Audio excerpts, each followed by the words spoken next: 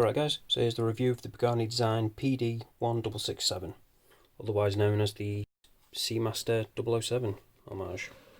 So it comes in the standard Pagani Design box. Just take that out for a second and show you what else you get in here.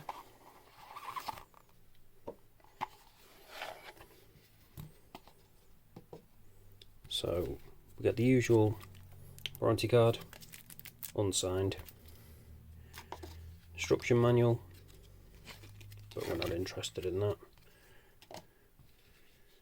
Pagani Design branded cleaning cloth, and then we've got the links I've just taken out. So here's the watch itself. As you can see, I went with the white dial version with the Pepsi bezel, but they do actually have a few different variations. I'll either leave pictures on screen now or check out the link in the description. If you do want to pick one of these up, use the link in the description. You can also get a discount of $10 if you use the code that I'll put on screen now. I'll also leave that down in the description as well. So with this particular watch, Pagani Design are trying to move up slightly. So this one actually costs a bit more than the usual ones, but I'll get into what I think is justifying that price as we go along.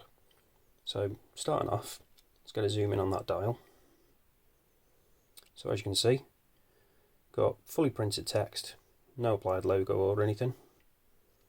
Just the standard Pagani Design logo, then the text underneath it, and then got the water resistance rating, and then Japan movement at the bottom, because this is actually in an H35.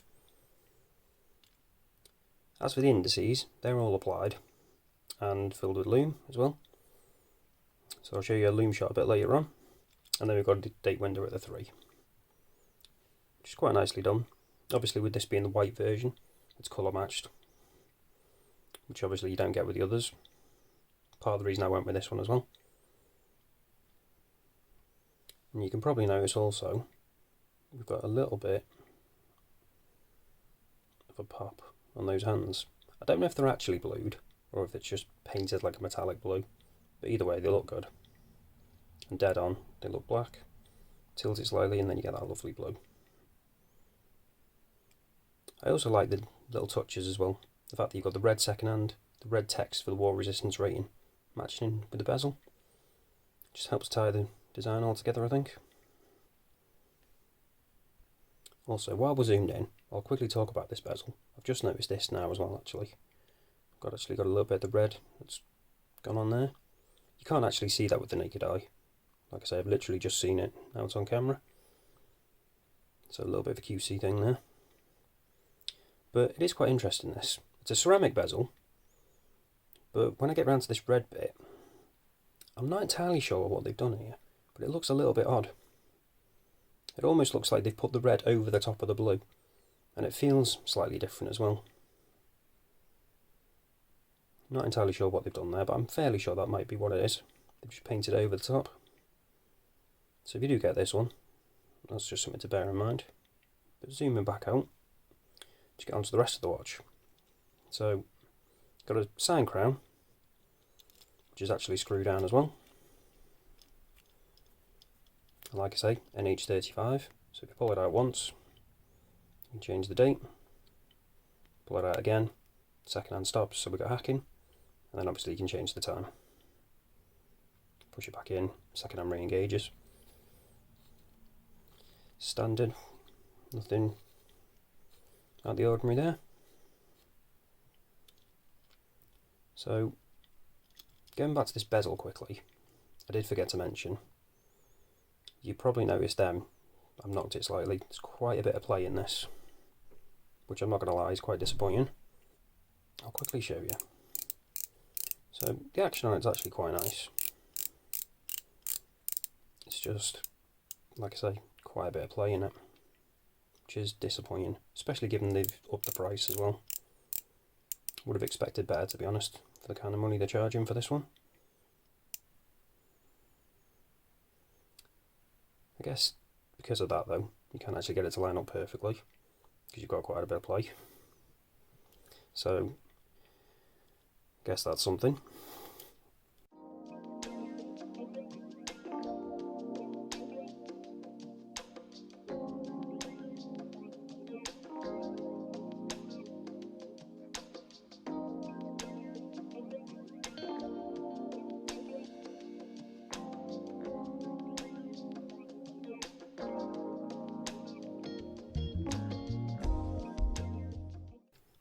But anyway, getting back to the rest of the watch. So a lot of the money, I think, has gone into this bracelet. It is actually a really nice bracelet. Really nice chunky links, fully brushed, no sharp edges at all. And then we've got the polished edge. And we've just got push pins, no screw links. I do quite like this clasp though. It's integrated quite nicely, not bulky. Then we've got the double pushers, nice milled clasp. And we've also got a diver's extension as well.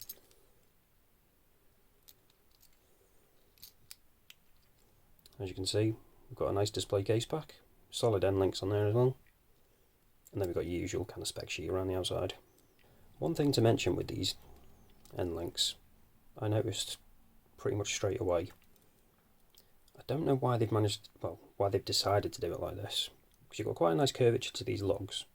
So if you actually had the links coming down straight from there, it would be quite nice. But for some reason, they've got them almost on the side. So it sticks up, you can see the inside of these links. Which is a little bit disappointing. Kind of ruins the look a bit. But I'll show you that more when it's on wrist later on. But let's get on to the measurements. So we've got a thickness of about 14mm, diameter of 42, lug width of 20. Now, this is where that strange end link comes in. So the actual lug to lug is 49. But because of the way this bracelet actually sits, it extends it quite a bit. So it's more like, well, as you can see, about 58, which adds quite a lot. I don't really know why they've decided to do it like this. Like I say, they almost sit on the side as opposed to coming straight down. Just a little bit of a strange decision. But again, I'll show you more of that when I actually show you on wrist. So let's test whether there's sapphire crystal on this. Using the trusty diamond selector 2. So as you can see, yep, we've got sapphire crystal. So that's always good. And it is actually a really nice sapphire crystal as well. So as you can see, it protrudes slightly above the bezel. And it's got a nice bit of curvature to it as well. I wouldn't really call it domed, but it is slightly curved. But either way, it does look nice. And as you can see, you get a nice bit of distortion.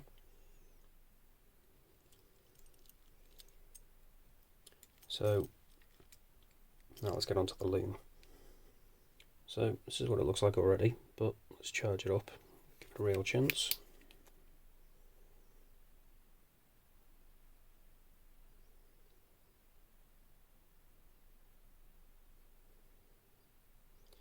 So the listing actually says on this that it is C3, but it also says, strangely, that it's included BGW9 powder, whatever that means.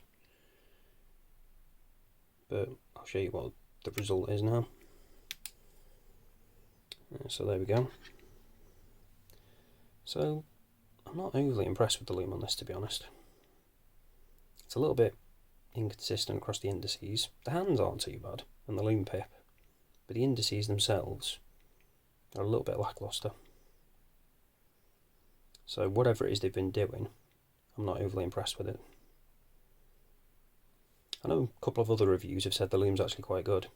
Perhaps I just got a dodgy one, I'm not entirely sure, but I'm not overly impressed with it.